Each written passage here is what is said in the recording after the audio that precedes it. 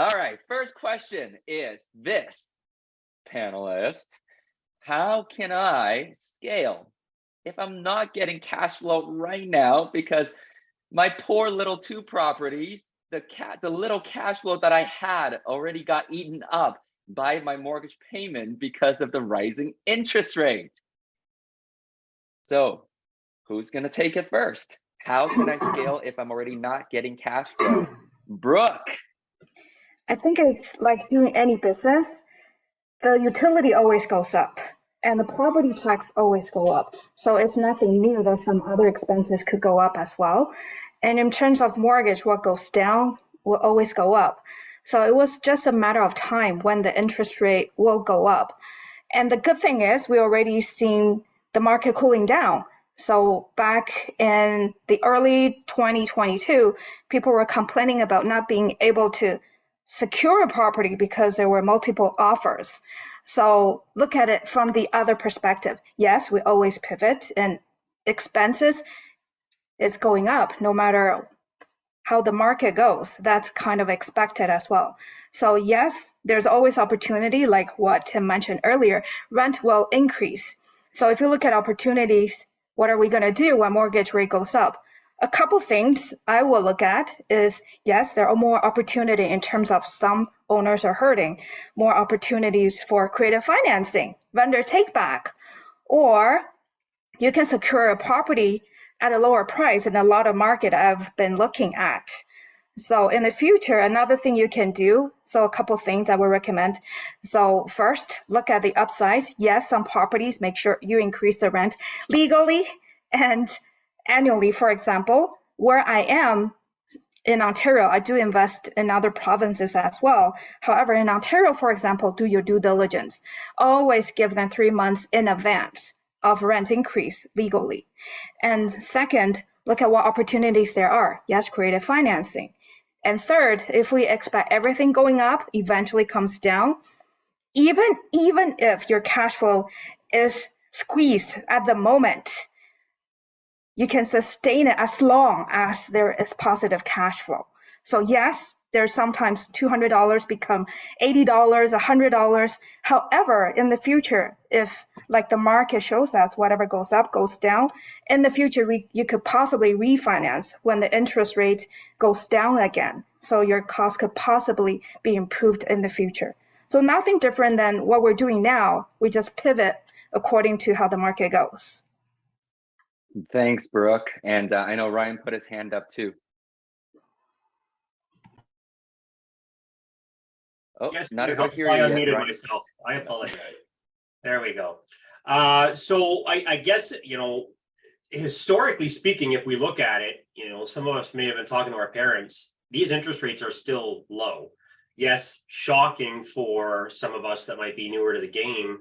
But I'll say it, frankly, in the last few years, the bull market that we had, a monkey could have made money. Let's be honest. So this is where the wheat is separated from the chaff, so to speak, or the cream rises from the top, if we're using analogies or whatever we want to call it. And that's why it's super important that you're here, you're investing in yourself, you're gaining that knowledge, because that's what it's going to make you an educated investor versus a property collector, right? During these high times that just passed, anybody in any major metropolitan area, GTA, Greater Van, etc., they just wanted to take equity out of their house and overpay for a property so they could tell their family and friends, I've got an investment property. And that's what it was, right? But a lot of times they weren't cash flowing even at that time. So, I mean, to continue to scale, concepts that you'll learn, you shouldn't be using your own money anyway, right? So if you are a little bit tight, money will always follow good deals, right? Chewy, one of our other coaches, said that. And it's so true. I mean, I know it's for you to be new and to be hearing that now. I remember it as well when I heard it back in the day. Yeah, won't that be nice? But it's so true. Money will follow good deals. So treat every business treat every property like its own business. No business is sustainable without cash flow, right? So it's got a cash flow. And whether that is taking on creative financing, like Brooke said, there are a lot of owners right now that are feeling the heat, and especially with the last little bump, that quarter point, that might just be the straw that breaks the camel's back, right? So whether you yourself are liquid or you have access to funds, get into the courses, absorb that information, and you'll know the concepts to be able to approach someone. Because if you have a tired landlord that's been bleeding for months now, you could have the ability to swoop in. They may very well hold financing, because you can put it to them that way. Hey, you still get to enjoy the concept of making money through investing, but now you're letting go of all the headaches. I take care of the property. I take care of the tenants. I will improve the property, and I'll send you money every month. You just hold the financing for me, right? And for the properties that you may have, for example, I was caught as well with my pants down a bit. I won't lie. I think it's important to be transparent. We had a property that was cash flowing very well for us. It was on a variable rate because it's a bit of a turnaround. We didn't lock in when we maybe should have, and so our mortgage went up significantly. It's over $4,000 a month now on a duplex in Kitchener. And we said, okay, how do we make this work? Well, we should always have multiple exit strategies for each property. So now we had 3 graduate students in the upper floor. They've gone because they finished their diploma. We turned it into an Airbnb, and we're back to cash flow positive. Yes, okay, it took a capital outlay of about $6,000 to furnish the place. We already had some stuff, but money well invested, because we'll recoup that very quickly. And it's a business expense. Awesome. Thanks, Ryan. And Jeffrey. Thank you, Tim. And I just want to have some notes added based on what Brooke and Ryan have given us. In terms of this question, I just want every one of us to think about, when you, using the example, when you apply a mortgage, the lenders would like to stress test you. This is the same thing we want to know when we analyze a deal, since from the beginning. So it's the same thing for every investment you want to make. You also want to stress test in the beginning, such as the interest rate. Yeah, like Ryan said, yeah, it's still low, but comparing the beginning of last year, it has been very high. It just depends. But you should stress test your deals, your investment opportunities with even higher interest rate in the beginning. And Brooke also mentioned, like, the expenses, no matter what, eventually it will go up. And I know a lot of us in this room, especially some of them like who have been with TYT for a while, some of us are investing in New Brunswick. I just want to use New Brunswick as an example. In New Brunswick, the property tax is different if this property is owner occupied or non-owner occupied. And let's say you are buying a property from a owner occupied one, and the property tax right now is, I'm just using a simple number, $2,000. When you take over, when you receive your tax bill, it could be doubled. So you literally just need to use the actual number you will see in the end, like down the road, to stress test your properties. So as long as you structure the deals properly in the beginning, that will significantly reduce the chance that, yeah, you will see surprises down the road. It's not going to be cash flow, everything like that. Yeah, just have a quick note on that. Thank you. Thanks, Jeffrey. And I'm actually going to jump in quickly. And this is something that I've been sharing for a while now, actually, especially with the rate increase a couple of days ago now again. It's really interesting because I feel like people have told me that we don't share our own journey enough, even though I feel like I've been very transparent. I sometimes go back to some of the back recordings that I've done, and I'm like, I'm giving away the farm here. And so what I really want to share is, in the last 12 months alone, funny enough, with the last rate hike, our portfolio actually cash flow wise has gone down by just shy of $12,000 a month. I know it's not a number that anybody wants to hear, and I know it's not a happy number even for us, and it's a lot. And for many people, it's almost like, hang on a second, that's the number I need for my ultimate financial freedom, and your portfolio shrunk by that much? And the answer is yes. However, the whole point that I really want to make with every single person is this is why we keep teaching and sharing about how important it is to scale, to have OPM, to go into different markets. 3 strategies in 3 different markets now is needed, not just recommended. Before COVID times, before interest rate, before inflation started going up, we were always saying 2 by 2. So 2 strategies in 2 markets to hedge against your own risk. And now it's even more important that we do that because you never know what the market is going to do. And the thing is, unlike amateur investors, trained investors, typically what that means initially is that you're trained with more strategies, more tools under your tool belt, so that you're not just doing buy, rent, and pray. You have different tools that you can apply in different market conditions. However, by spreading out your portfolio in at least 3 different markets and 3 different strategies, you can be fairly well protected. And am I unhappy with that shrinkage, so to speak? Absolutely. I mean, it's fun vacation, once a year. I mean, we take fun vacations. And the other thing is, you got to start to think about how you fill what we always call the wheel of wealth at TYT here. Right? So within the wheel of wealth, you have your earned income bucket, you have your passive income bucket, and then you have your portfolio income bucket. And I've also always said that properties are like people. The older we get, the costlier it is to maintain us and the less we perform. Hate that saying sometimes. However, it is the reality and the facts of life. So what that really means is we've never, ever been anybody that will say, you know what, go and collect 5-10 properties and keep it for the next 20-30 years, so that all you got to do is pass it down and the property is free and clear. First of all, wealth is measured by time. And we also want to say wealth ultimately is measured by financial education, meaning, do you understand how money works and leveraging the vehicle, the investment vehicle that will help you sustain that wealth?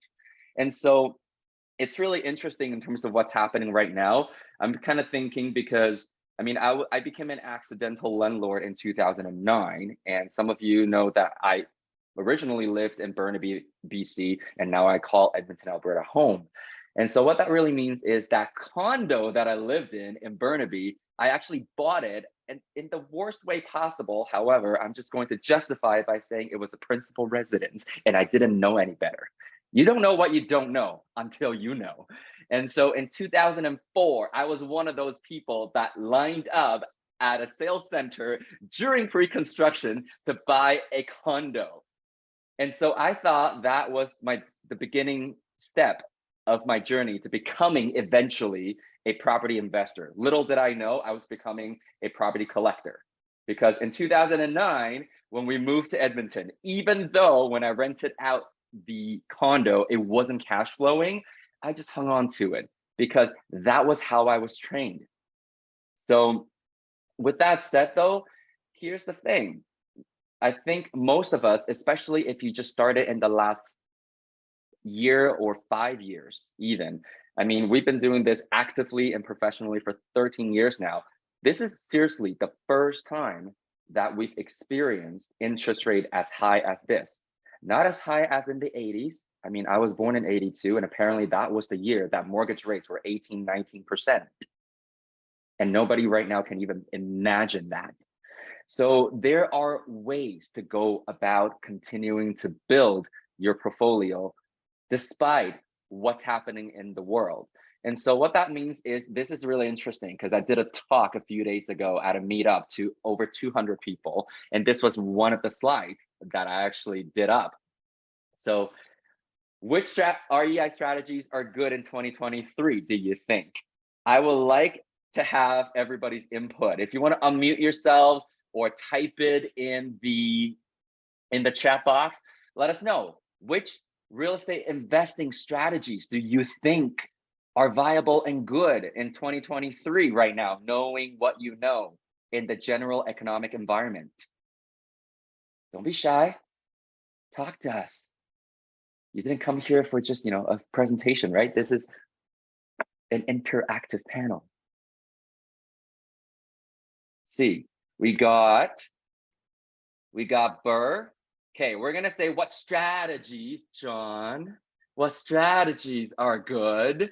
Service accommodations, I like that. Hey, Aaron, do you mind sharing why you said SA? Why did you say service accommodations? Just well, short-term rentals, you can make a lot. I think you can make a lot more doing that than renting or holding for long-term. Yeah. Now, because I mean, rents are really high, and then people can't afford to stay at hotels either. So you get a better experience, I think. That's very, very good perspective. Thank you. And I'm just going to quickly add to it. I actually do agree with you.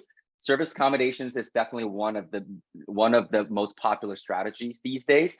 At the same time, though, remember, service accommodations cover short-term rentals, midterm rentals, executive rentals, student rentals, rooming houses, all those, right?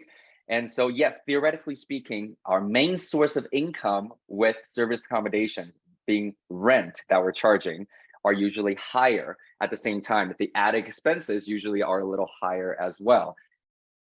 In terms of demand, though, I will agree with you, because if you think about just 2 years ago during COVID lockdowns, when the restrictions got eased up a little bit, we all got the opportunity to travel slightly in 2020, 2021, and service accommodations or Airbnbs back then, the marketing platform, reported their highest earnings ever.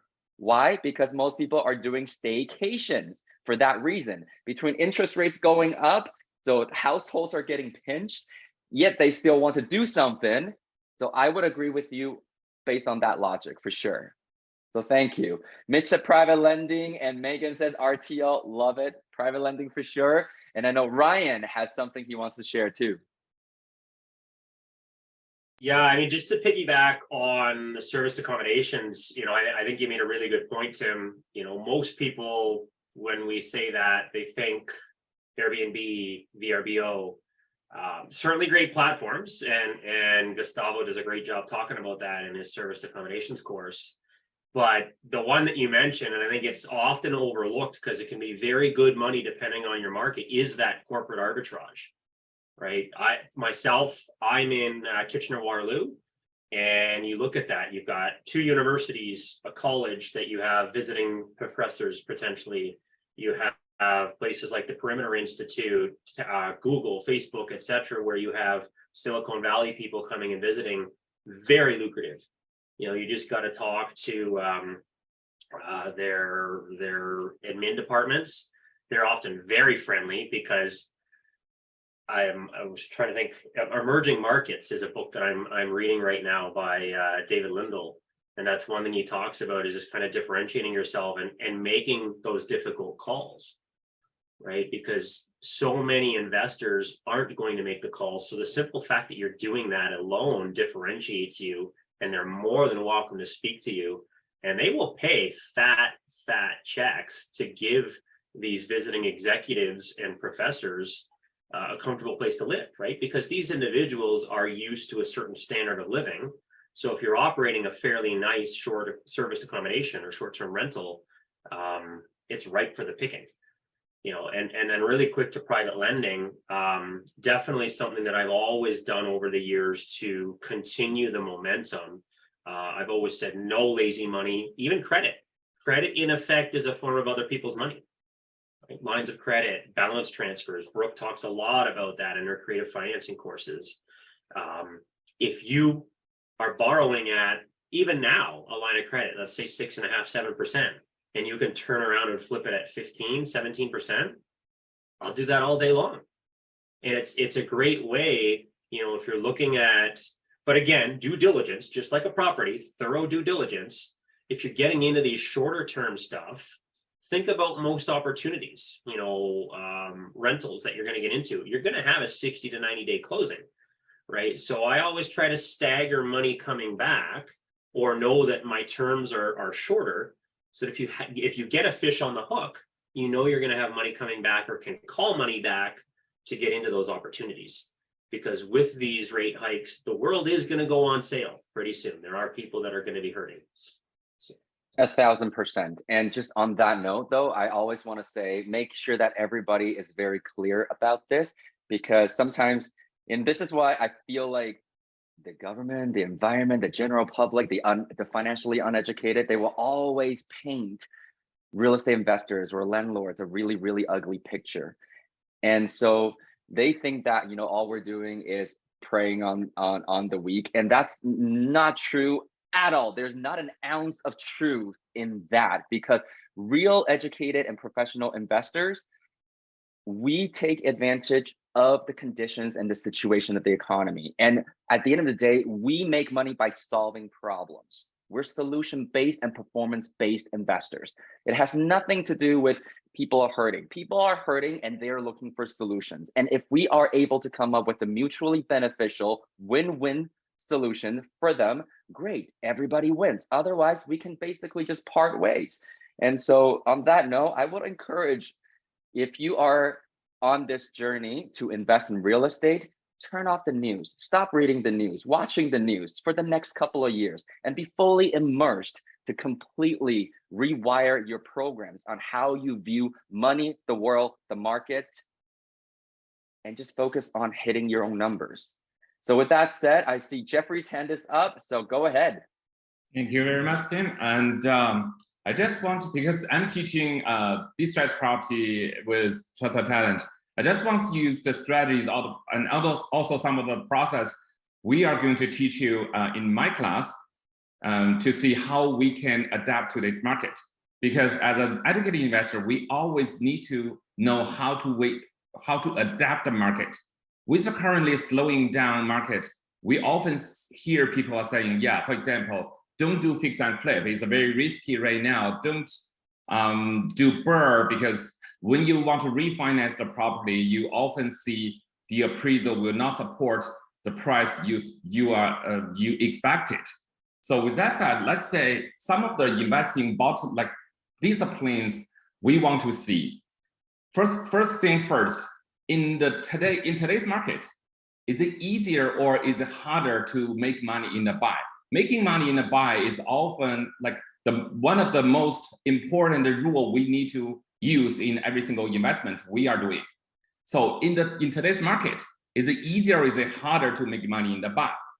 And as Ryan has also mentioned, we always make sure we have multiple exit strategies in every single deal.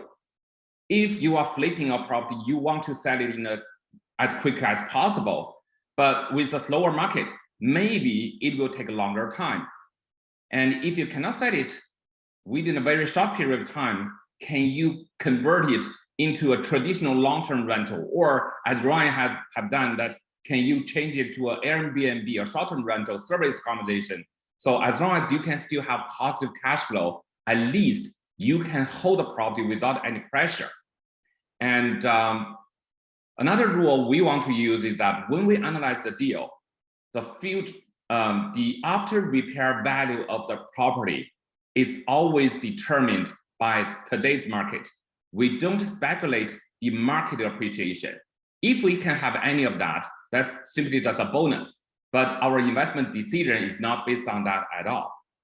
And another example I can think of, let's say we do a BRRRR analysis. We want to refinance when we finish the renovation, but with a higher interest rate. And as long as we can still have positive cash flow, can we budget in the beginning? Let's refinance the property after a little bit longer time, maybe after a year or after two. Just don't do it maybe within 3 months. You will tie up more money in the deal. So there are always different ways for investors to adapt the market. As long as you structure the property, the deal in the beginning properly, you can always find deals. That's all I can say. Giving you back, Tim.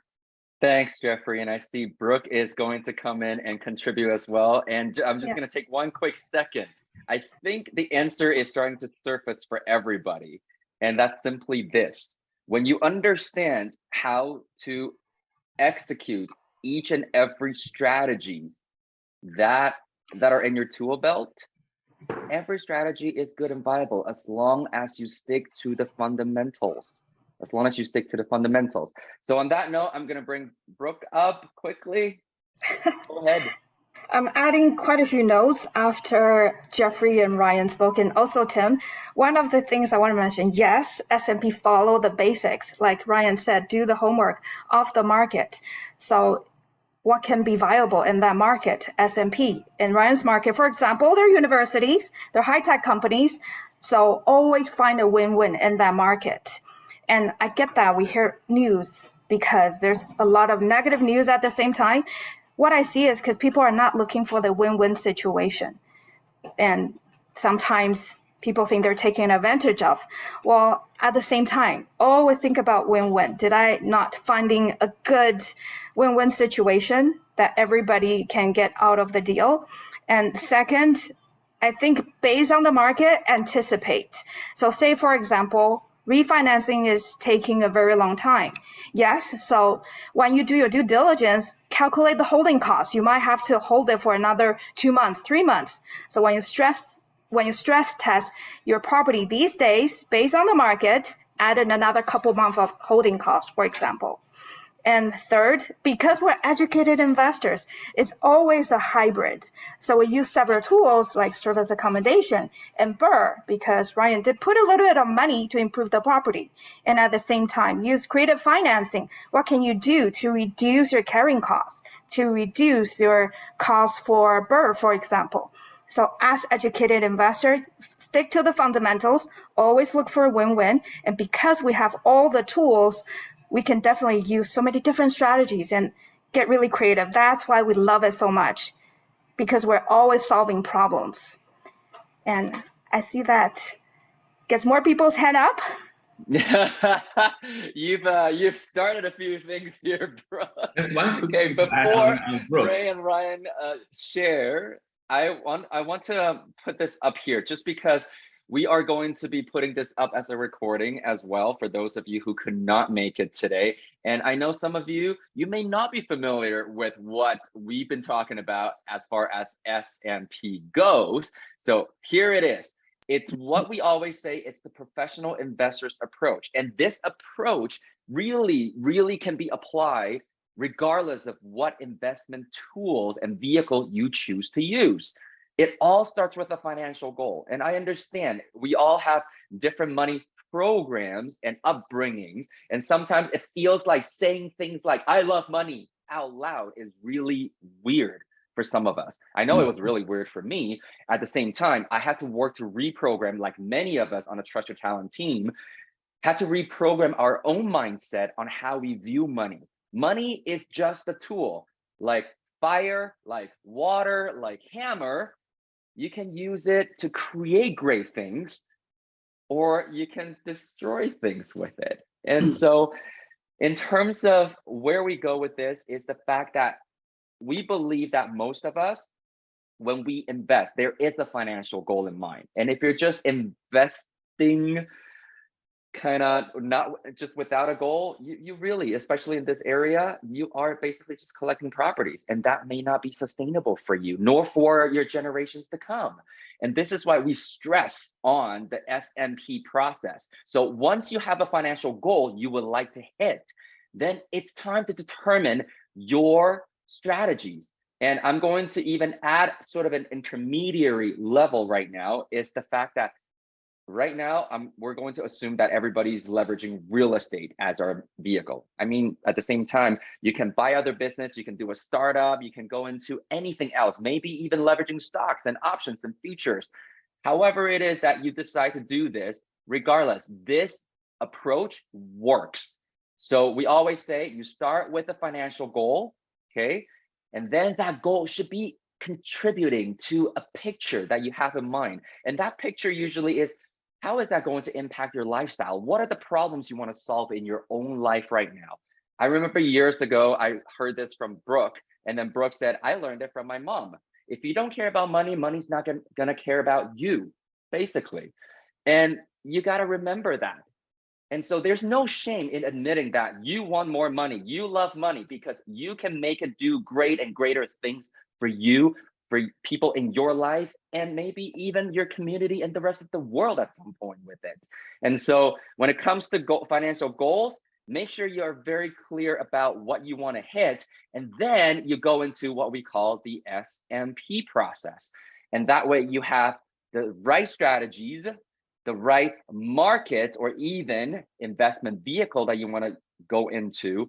And then in our case, because most of us are real estate investors or wanting to leverage real estate, property is the last thing we look at.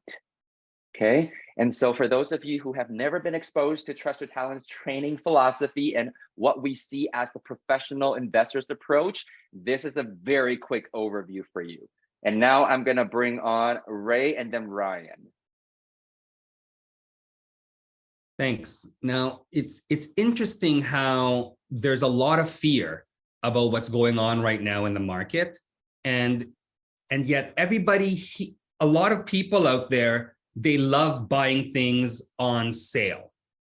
People love buying things on sale, and yet they're scared of the interest rates. This is when we say, and time again, history has proven that most millionaires are made during recessions. It's a mindset shift. Why on earth would you be buying when everybody else is ramping up and bidding up prices? When people are greedy, be fearful. When people are fearful, be greedy. This is the right time. And it's that mindset shift that I know myself, my fellow trainers here at Trust Your Talent, just keep on harping on, keep on pushing forward. Because now, with that sort of mindset shift, we can see the world differently. We can see all the opportunities that uneducated investors are either too scared or do not know how to take advantage of. And look, this is, as an educated investor, we can actually leverage all the fear that the media puts out there to actually profit. We're going to leverage other people's marketing dollars so that we get ahead and help those people around us. So again, take what you see out there and then put on an investor's hat. Or if you don't know how to put on an investor's hat or to create one, get yourself trained. Because the uneducated investors out there are running scared. And do you know what happened to people who run scared and drop their assets? Well, they become sale assets, or as Jeffrey likes to call it in his course, distressed sellers. So why are we scared of high interest rates if we know how to calculate cash flow? Why are we scared that other people are going bankrupt when we are educated and we know they don't know what they're doing? So flip the switch, if you will. See the world through different lenses and see what could be instead of listening to the fear. All right, I'll pass it on to you there, Ryan.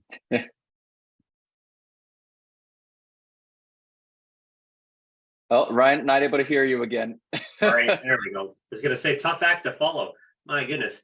I wanted to start though too, and I don't think it goes without saying, anybody that's seen her speak, Brooke, my God, like true powerhouse. Like when she was speaking, she's tiny, but she's mighty, and she has a lot of prolific things to say.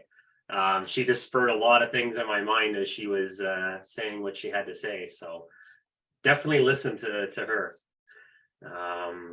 So just going back to kind of pivoting, I did post a couple of pictures there in the chat for anybody that cares. It was just to kind of show a transformation that can take place with very little amount of money. You know, Facebook Marketplace, Craigslist, thrift shops, things like that. And Brooke mentioned, yes, I did have to inject a little bit of money. However, part of stress testing a property, we always teach, include maintenance, management, vacancy. So we already had a healthy contingency fund there. So yes, the negative cash flow that had came about due to the rising interest rate on our mortgage already accounted for maintenance, vacancy, and management. That was coming out every month for years. So we had a healthy slush fund there. So there really was no cash call or money out of pocket. Okay. And without going too deep, just some other little hacks that we sometimes talk about in the business fundamentals tutorial. Points. Investors love, I guess, whether you want to call it gaming the system, but credit cards are a massive part of our journey. Apply for them all the time. Brooke talks about it in her course. I've probably got a stack about this big, and they've all got rewards of some point, of some sort. One of my faves right now is the corporate platinum Amex. Everybody likes to travel and see the world, I'm assuming. Show of hands. I know I do, right? We're going to Disney early next month and decided for the first time that we're going to fly business class. We're going to be in a pod, and we did it all on points, right? Especially with the little guy. It's going to make him a little more comfortable. And so, yes, the money was there, however, we put all of those purchases on the card first, earn the points, then pay it off. Just a little hack for everyone. Awesome, thank you. And I saw Andrew's hand go up. Very inspired. Go ahead. Just a quick note, we were talking about fear earlier and their interest rates and the purchase prices. So one thing that really stuck with me was someone talking the other day about how the same people, the same uneducated people in the height of the market were saying that the prices are too high, I'm not going to buy. And the same people now are saying the interest rates are too high, I'm not going to buy. And so the way I summed it up the other day with a friend, we were talking about, he's a mortgage broker, and the idea that you marry your purchase price and you date your interest rate. So when you buy that property, you're locking in that price forever. However, with your interest rate, those fluctuate. We know that you can refinance when you pay down a little bit of that debt, or if you're getting creative with your financing. So it was that whole principle of you marry your purchase price and you date your interest rate. And now that prices are lower, I'd rather be marrying that lower purchase price while the interest rates are high and make that success for years to come from taking advantage of this situation. So that's just my 2 cents on that. Absolutely. And I see Vince has his hand up. So before Vince shares, I'm just going to quickly interject quickly. And then we have a second question. Actually, we have 3 questions today, as I mentioned earlier. So what I really want to share here is along the same line as everybody else has. And we've been really sharing this fact. If you want to take a good look at your hands right now, okay? Just take a look at your own hands, right? I'm going to say this: all thumbs are fingers, right? All thumbs are fingers. However, not all fingers are thumbs. So what does that mean? Because in this industry, what we've seen a lot is all investors are buyers. So this is why we still say you buy. It's okay to acquire new properties right now. You just got to leverage the right strategies to buy, because all investors are buyers fundamentally. However, not all buyers are investors. And so I'm even going to be as bold as saying this: if in the next 2 years, you don't come out of what's happening financially better off, you are financially uneducated, or you could use some more financial education. That's really what this is all about. At Trust Your Talent, I know we leverage real estate investing as our main vehicle to demonstrate the principles and the concept of how money works. At the end of the day, what we truly stand for is elevating people's financial education and the level of financial IQ, financial literacy. That's what this is really about. It has nothing to do with the vehicle that you choose to use. We do happen to love real estate because of so many different factors, between leveraging, between control, between insurance and protections, and control above all else. Okay. So with that said, gonna pass it back to, I know Vince wanted to share something earlier. So go ahead, Vince. Yeah, I just wanted to add, because I always say this, that being an educated investor means that we understand how to run the numbers. And sometimes we do get discouraged. We might run a deal and the numbers don't make sense. And then the second one, numbers don't make sense. And the third one, the fifth one, the 10th one, numbers don't make sense. And you're like, what am I doing wrong here? However, the reality is we ran the numbers knowing that it doesn't work, whereas most uneducated investors would have just bought the first one for the sake of buying it. We just dodged 10 bullets. That's the reality. And to add on top of what everybody just shared as well, down the road, 5 years from now, people are going to look back at us and be like, well, you guys got lucky. You guys just bought it at the right time when the market was low. I mean, well, where were you guys? What were you guys doing at that time while we were preparing ourselves for all the opportunities that are literally presenting itself right now as it's happening, as we're speaking, and we're basically able to see the opportunities to take advantage of it. So I just wanted to throw that out there. Love it, Vince. It's funny because even when Ray and I first started getting educated, and that was way back in 2010 now, and that's why 13 years. And we were like, we would come across other students, and we were in our 20s. There are other students in their 50s, and we're thinking, oh wow, like they're also taking the same kind of education. Why? And at the same time, some of them already did the buy, rent, and pray. They were property collectors. They collected like anywhere between 2 to 10 properties, and we would just look at them and go, oh, you were lucky. We also had that idea. We also thought that. However, that's the funny thing, is the fact that there is no bad time to get into the market as long as you know how to get into it and protect yourselves. And so it's funny because I'm going to segue that into the second question. I'm going to open it up to the panel as well. The second question here, actually second and third to me feel very similar. Okay. First one is this the right time to enter the real estate investing market for a newbie? I thought 2023 was the year for me to start becoming an investor, and now I'm not so sure. And the second one is, what's the biggest advice you'd give to someone currently investing or wanting to start investing in real estate right now? So panel, you're up. Do I need to repeat a question? I'll do that again, okay? Is this the right time to enter the market for a newbie? I thought 2023 was the year for me to become an investor, and now I don't know.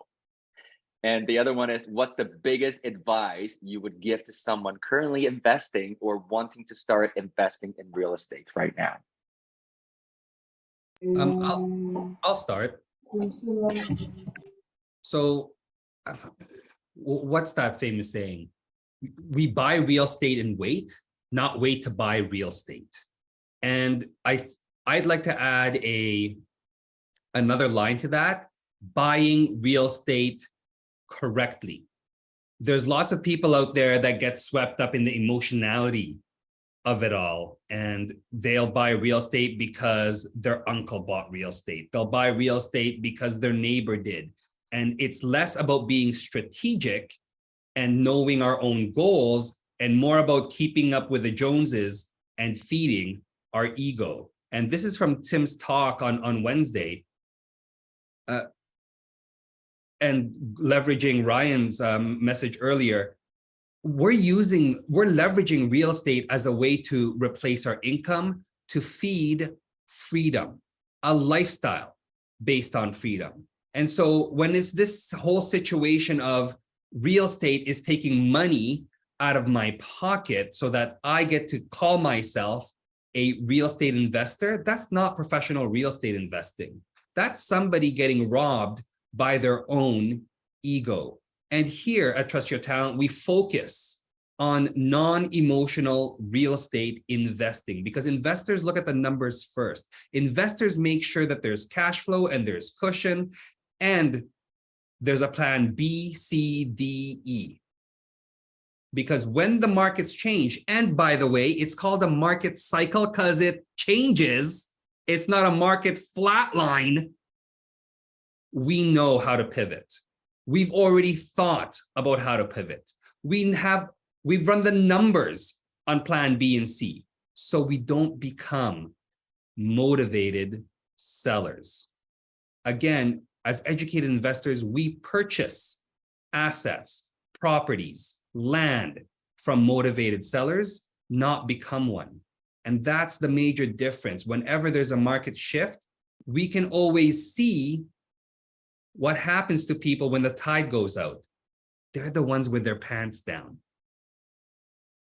Okay. That analogy always makes me laugh because it paints quite a picture. I'm gonna go over to Ryan and Brooke next. I love that analogy too. And it's funny. I mean, you're seeing a lot of candid conversations. There's a few of you on screen here. Mentees of mine know that I've said that more than a few times. I love that line, candid conversations. But there's a lot of those on social media right now, and some people that were even coaches out there, right? So, you know, again, always do your due diligence on every decision you're making, including a potential institution that you're going to align with for your education. Is now the right time as a newbie? Just like anyone, as an educated newbie, now is the perfect time. The perfect time, right? You're absolutely doing the right thing by being here and starting your journey, making this day one, instead of saying, oh, one day I'll do it. Make this day one. Start acquiring the knowledge.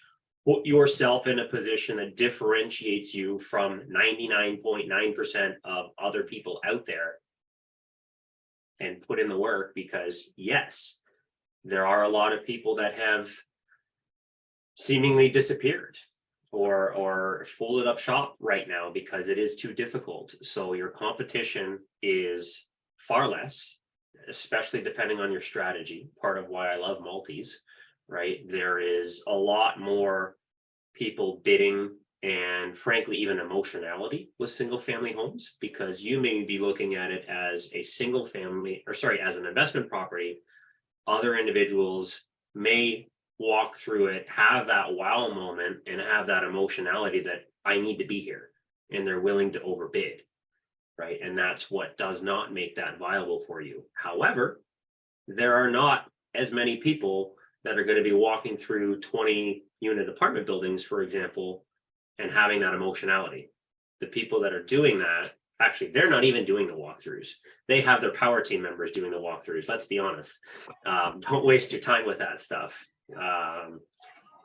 And then, it all comes down to the numbers, right? So now more than ever, education is crucial. And I think because of that, because all of you here have proven that you're committed to that, this is the perfect time. Yeah, thanks, Ryan. And I want to quickly share this before I bring up Brooke. I'm sure she's got something brilliant to say, as always. And this is also why the second hard question. It's funny.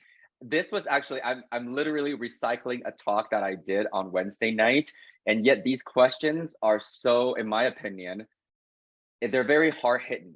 And frankly, I summed up these questions. However, these were the questions that were asked of me too. And Ray, when we were mentored by somebody else, when we were trained by somebody else.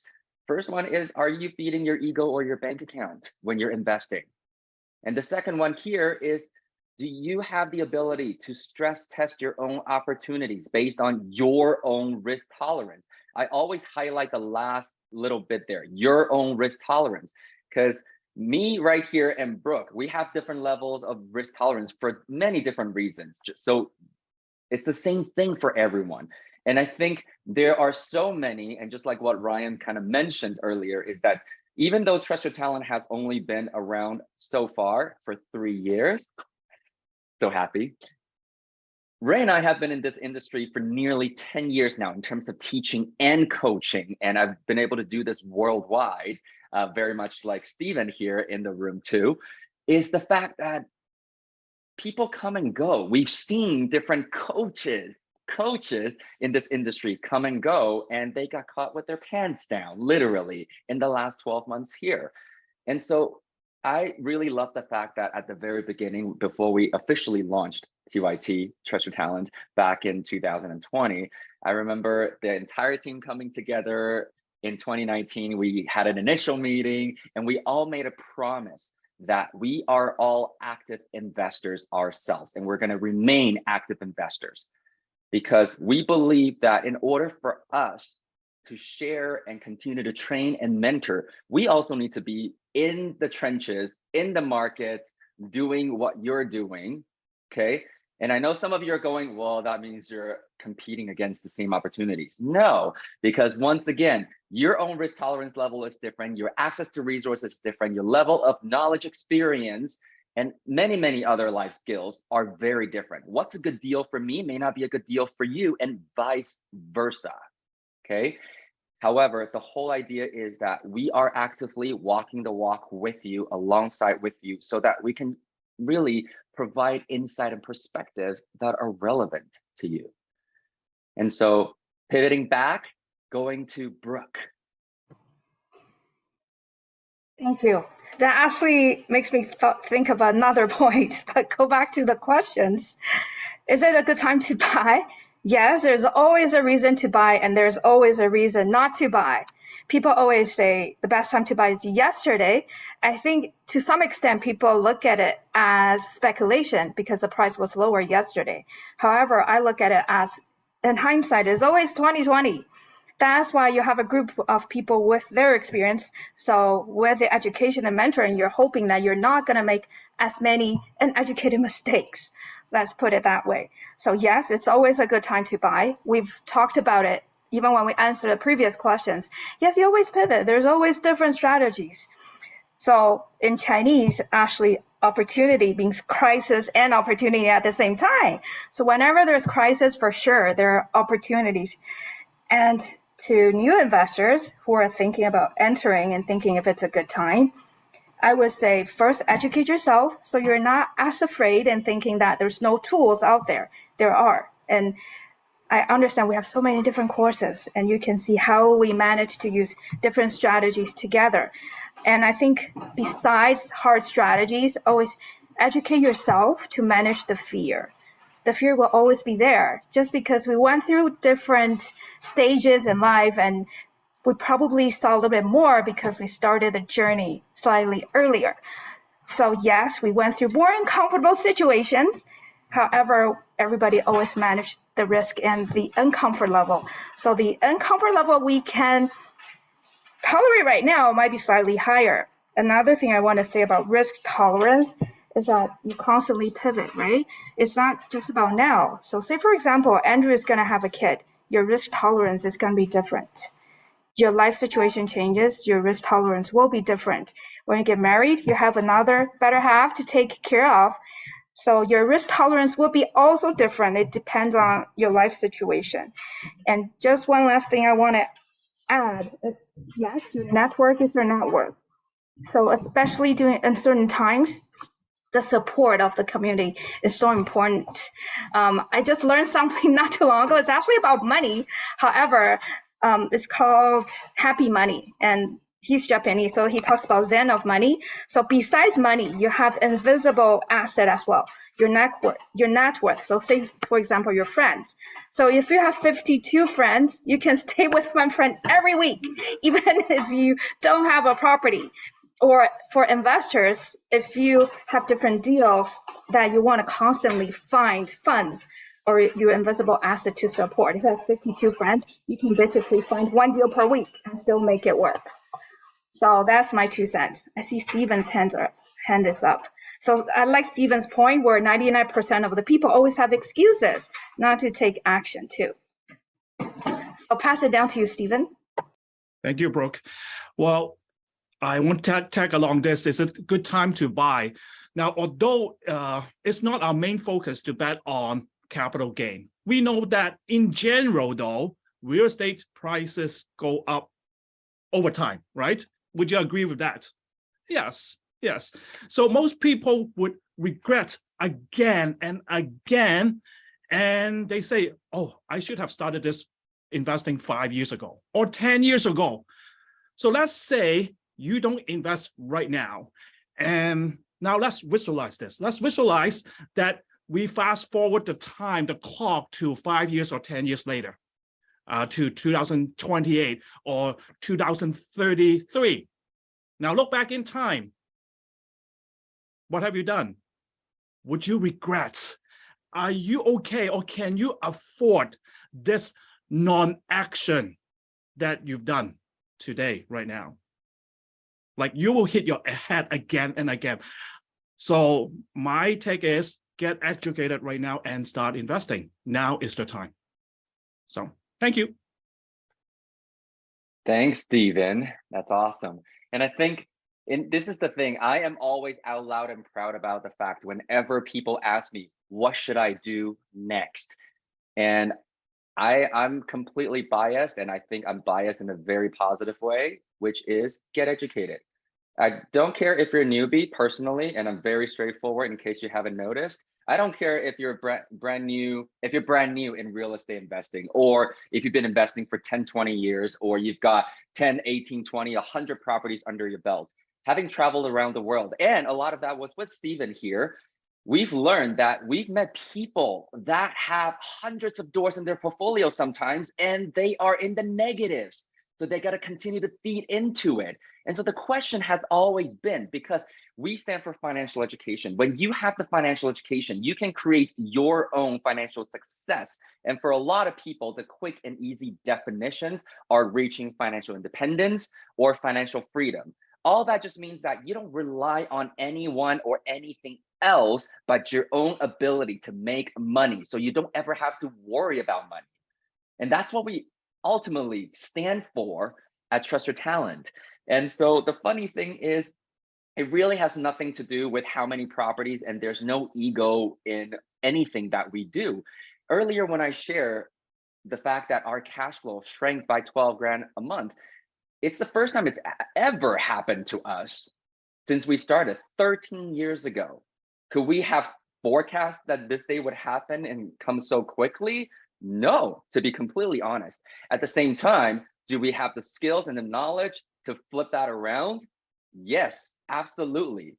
Because we're going to start to leverage a few different strategies to increase our income.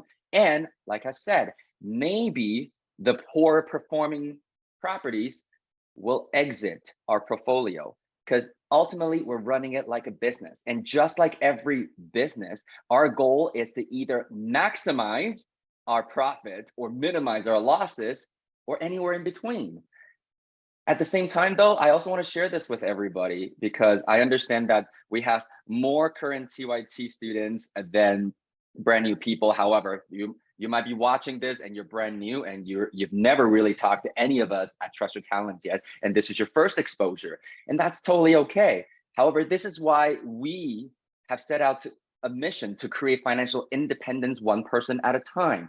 Because once you've got your foundation built, meaning you can actually pay for all your day-to-day bills from your portfolio, the rest is kind of play money. Because once you've reached that point, for most of us, your risk tolerance automatically kind of goes up a little bit. And you want to test out different strategies. You want to go into different markets. That's the part where it can fluctuate and you're not going to get hurt. That's the thing. We are here to protect you, because we've learned to protect ourselves, and we just want to pass on that formula. Okay. And so I know Vince has been wanting to share with a 5-month-old in his arms. So let's go for it. I'll do my best if she, hopefully she doesn't cry. However, I want to say, because, as investors, and most of us in the room, you probably have a lot of friends or family asking, like, you guys invest, what should I invest in? What property or what location? Or, you're an investor. Should I do stocks? Should I do mutual funds? Should I look into bonds? And when people ask me, what should I invest in? My question to them is like, well, what do you know? Because I can give you an amazing opportunity to serve it on a silver platter for you. But if you don't know what to do with it, the opportunity is missed. If anything, you'll put yourself at risk. That's the thing. I could give you the perfect deal. You just got to put the deal together. No strings attached, nothing. Here it is. But if you don't know how to do it, you don't know how to do it. So it is a missed opportunity. And that's why that knowledge aspect, if the first thing that you should be investing in is yourself, so you know what you need to do in order to hit the goals that you're looking to hit. That's, at the end of the day, it starts with you. Absolutely. Thanks, Vince. And so at this point, I want to quickly bring something back on the screen as well, because it's funny, hey, almost 90 minutes already. It goes by so fast when you're having a fun and productive conversation like this. And we welcome you to keep coming back and joining us. New experience, current TYT, non-current TYT students, feel free to come and join us, because we really want to make this a platform for everybody to express their opinions, their values, their knowledge, their experiences, and everything that's happening. And so we have some upcoming events here. So I want to share with you the seminars is open to the public, very much like the panel Q&A that we're on right now. Next Tuesday coming up, January 31st, we're going to go into how to stress test your own deal analysis. For some of you, unfortunately, this will be how to stress test your own deals right now, meaning properties that are in your portfolio. Because as professional investors, we always say we are performance-based investors. What that means is if it's not performing and hasn't performed in a long time, again, maybe it's time for you to think about freeing up that equity. It doesn't have to be a straight up sale. It could be. However, it may be time for you to actually think about how you can exit it. Because we always say, kind of like going back to what Ryan said earlier too, in the last few years, anybody with money could make some money because the market was going up, up, up, up, up. Right now is when educated investors shine. The next few years, not just the next few months, the next few years is when educated investors will shine and increase and expand our market share, okay? And so going back here is the fact that you might want to free up some capital to go into investing in deals that will perform to balance everything out, okay? And then February 1st, next Wednesday, we're going to go into discussing what is private lending, how does it work, and more importantly, how to use it. And I noticed that, I think Liz just shared that in the chat box earlier. Knowledge is no longer power. Just knowing things, it doesn't work anymore. We live in the information age. Everybody's got, pretty much everybody's got a smartphone. Information is at our fingertips. It's so easy. However, that's also what trips most people. People either get into analysis paralysis because of the abundance of information, or they just focus on knowing and never applying it. And so we're going to go into discussing private lending, what is it, and how to use it in today's market. And then boot camps coming up. We have two in February 4th and February 25th, both on Saturdays. And we start at noon Eastern time on both days, noon Eastern time. And I'm going to cover a little bit more about what the bootcamp entails, simply because of the fact that most people that are part of the Trust Your Talent community, we all started with the bootcamp format to lay our foundation on how to leverage strategic real estate investing to build our income sources and wealth. And it's designed and geared to investors of all levels. So you can be a complete newbie, meaning you've never even bought a property. You might still be renting, and that's okay. You might still be living in your parents' house, and that's okay. Or if you've already been investing for the last 5, 10, 20 years. The reason why we say that's okay, it's simply because of the fact that, especially if you're on the spectrum where you've got experience, you've got a portfolio, you've got properties under your belt already, you might be thinking, oh, is that the right one for me to go to? Well, you're gonna say yes, because I always say this. When you put a driving coach, by the way, who here has taken driving coaching before you got your license? I did years ago now, albeit. However, the point is, when you put a driving instructor in a car with a driver that's been driving for 1 year versus 20 years, guess what happens? One way or another, that driving instructor is going to point out the bad habits, wrong mindset that are deemed unsafe for the drivers. And funny thing is, people that have been driving for more than 20 years probably have way more bad and unsafe habits than people that have been driving for 1 year or not at all. And this is what coaching, training, education, and mentorships do for all of us. Okay. Last but not least, workshops. This is designed to be in person live. So we're going to be live in Toronto, Ontario on Saturday, March 18th or Sunday, March 19th. These are also one-day events that will run for up to 8 hours. It's very, very intense. However, we want to make sure that if you're at a more intermediate level, you have a different way of really allowing us to help you adjust and maybe change some of the bad and unsafe habits. That's the thing about investing, though. I do equate it to driving, because unsafe practices can get yourself killed, literally.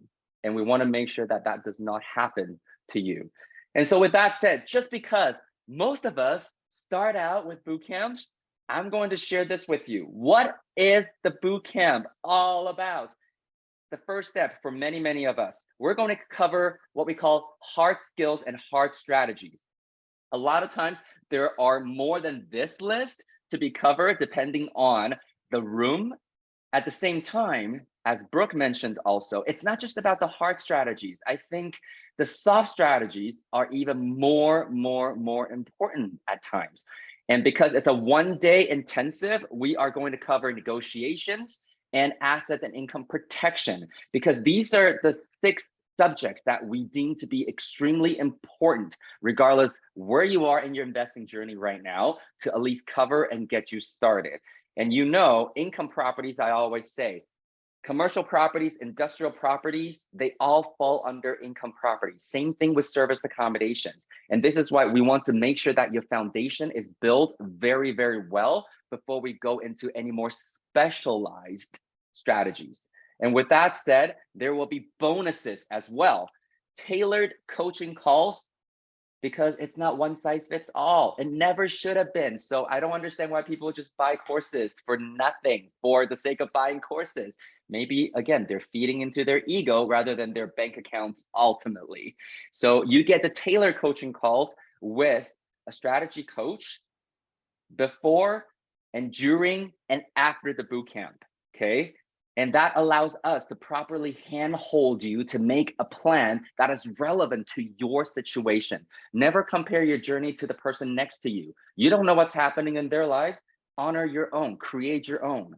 And you will get access to the bootcamp recording. So if you need to review it over and over again, you have the ability to do so. And then the bonus materials, including the slides and contract templates. Contract templates alone are worth literally thousands of dollars, because everybody's all heard of the phrase billable hours with lawyers. And we want to make sure that there are contracts that could literally be a broad stroke. We will help you on how to customize it later on. However, just so that you have that understanding and the flexibility to start to utilize what you've learned after the bootcamp. And you're going to get access into our core courses. As mentioned earlier, business fundamentals are super, super important when you are becoming a professional investor, because you got to treat it as a business. We don't do buy, rent, and pray on anything, period. So goal setting, networking, business planning, business budgeting, and time management. Everybody's busy these days. However, the question is, are you productive? And we're going to give you the soft strategies and the hard strategies to complement on your journey. Typically speaking, this entire bootcamp is usually valued at nearly $7,000, given everything you're going to be getting. However, because you are at the panel, there is a special today for $39.97. So if you are not on this right now, you're watching the recording, or you're on this right now, you've never been to a boot camp yet, now is your time to register for the next boot camp. And one thing that I do need to add is for those of you who have already been to boot camp, that means you get to take unlimited boot camp refreshers. You only pay once. We want to make sure that you stay close to the fire because we understand that sometimes there are other factors, okay? At the same time, we want to make sure you stay close to the fire, stay close to the community, stay close to the conversation so that you can start to make a difference in your own financial future. So with that said, I'm going to leave that up here for a little bit longer.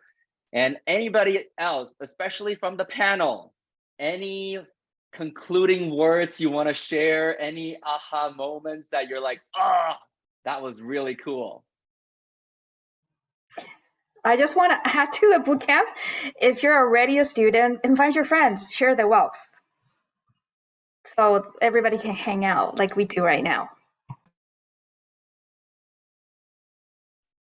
I've always said, you know, I do this and I share this with all those I care with because, you know, just envision, you know, you have finally made something of yourself and you want to, whatever your passions are, you want to travel the world to explore cultures or just see cool things or eat good food or drink good wine or whatever it might be, drive some mountain roads in my case.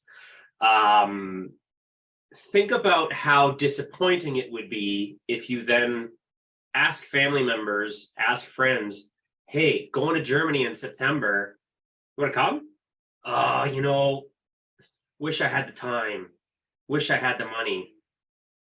That's what this is all about, right? What we've been approaching from so many different angles today. Financial freedom, financial literacy, changing your life from a position of trading time for money and opening that up, right? Having the ability to make those spur of the moment decisions, you know, whether it's like we jokingly say sometimes bubble tea Wednesdays, or it is, hey, you know what? I have a whack of points on my credit card. Let's figure out where we want to go. Let's throw a dart at the map or whatever it is, right? And so again, just to kind of go back to something I said earlier, make today day one. Truly make this the day that you decide I'm going to take my life by the reins and make a difference. Not only for me, for my family, for my friends, for my future generations. I can tell you, I'm working on setting up my son's kids. That's what I'm thinking about. Generational wealth. And it's very possible. That's awesome. Thanks, Ryan. And Stephen. Speaking of bootcamp, I realized that there are a few people here today with us. They just recently attended a bootcamp. So I want to actually ask them for feedback or like, how did you enjoy the bootcamp recently? Like Aaron and Shah, you went to the bootcamp recently. How do you find? I can tell you one thing, actually. You know what, Stephen, I was about to jump in and give you my what my experience has been so far. And I can just tell you, being from some background where the traditional mindset about money, where there's a lot of fear around it, there's a lot of hesitation around it. And I was talking to Vince and I told him, I'm like, I don't know why I get scared looking at my bank account at the end of the month. I get nervous, you know, talking about money. And honestly, I've only probably known this community and Vince for the past maybe 3 weeks or so, but the impact it has created in me and around my approach and my perspective about money, my financial education has changed a lot. Like just within a couple of weeks, if this impact can happen, I mean, I can't thank you guys. Like, you guys are amazing. Thank you, Tim. Thank you, Ray, for creating this beautiful community. Thank you, Vince, for being so supportive and encouraging. You know, I'm 40 and I have had no control over my finances. There's always been fear around it. There's always been a lot of negativity around it. But now I can see possibilities. I can see being in control. I can see time, which is something that we all talk about here, right? Time is a big thing. Like, I used to always use time as an excuse because money was not enough. And now I can already see, that not being a thing for me anymore. My focus is changing. I'm already thinking about possibilities. Yes, what else I can learn from this community? Like, I'm this hungry student wanting to just learn and take in from this amazing community. So I just want to congratulate you all. And I cannot thank my amazing blessed stars for bringing me. I think Vince was telling me this, right? That when the student is ready, the mentor appears. And I think I'm finally there. So thank you. Awesome. Thank you, Charmaine. And it's really funny. And I know we do just because, we're hosting this, and sometimes, people like you so graciously just give your gratitude to us. And I think I can speak for everybody from Trust Your Talent. It really goes both ways, because there are always going to be people that have bigger portfolios, greater cash flows, and longer experiences than we are, even collectively speaking. And so our goal really is very mission driven, is to really just pass down everything that we can. And I do say this a lot, is we may not know everything. However, we are always happy to share everything we know with people to help you create the best life possible. So thank you. It's like watching the movie Matrix, right? You took the pill and you are on the other side of things and you see the world differently. It's like you can't go back. You just can't go back. I agree, and I don't want to. I think what this community has given me is hope. It has given me strength. It has given me a focus and a new direction. And I think above all, it's given me the ability to believe in myself, which goes a long ways. So thank you guys once again. Thank you. And so, well, with that said, I believe I have just one more thing to share with everyone. And maybe many of you already know this and you're already on it. However, we are going to let you know how to stay in touch with us. And there's been some materials that I've created also, and it's called My Daily Dose with Tim. It's on YouTube. My goal is to be living in your head with my voice and my teaching, just like how I was taught. Because when I start to sound like a broken record, when what Trust Your Talent is looking to pass down starts to sound like a broken record, we know we've done our job. So I want to thank everybody for participating today. The official portion of the panel today has been concluded, and we thank you for being here with us, and we look forward to seeing you at the next one, which is happening Saturday. It's always going to be a Saturday morning 11 a.m. thing Eastern time. It's going to be Saturday, February 18th.